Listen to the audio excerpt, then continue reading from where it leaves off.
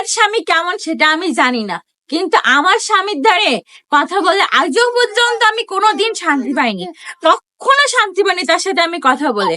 সে সকালবেলা ঘুম থেকে ওঠার পরে যদি আমি তারে কোনো কথা বলি, বলবে সকাল সকাল উঠে তুমি মেজাজ গরম করো না তো, আমার মুডটা খারাপ করে দিও না। যদি খাইতে বসে তো কোনো কথা বলি, খাওয়ার সময় মেজাজ গরম করো না তো, তোমার কথা বললে আমার ঠিক মতো খাওয়া হয় না। যদি রাত্রে শুয়ে যদি কোনো কথা বলি, তুমি ঘুমানোর সময় এত মেজাজ খারাপ করো না তো, তোমার কথা শুনে তোমার ঘুমই আসবে না। সারাক্ষণ যদি তার মুড খারাপ থেকে, সারাক্ষণ যদি তার মেজাজ খারাপ হয়, তাহলে কথাটা কখন বলবো?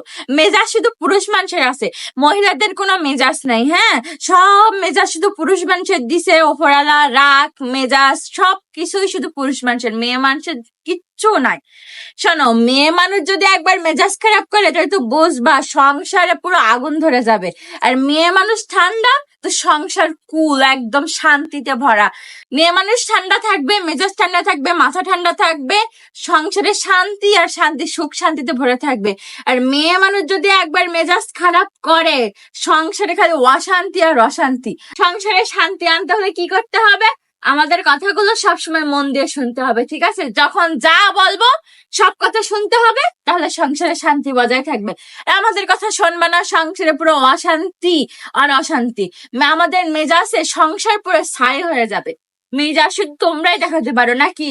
আমাদেরও মেজাজ শুধু দেখাই না বলে।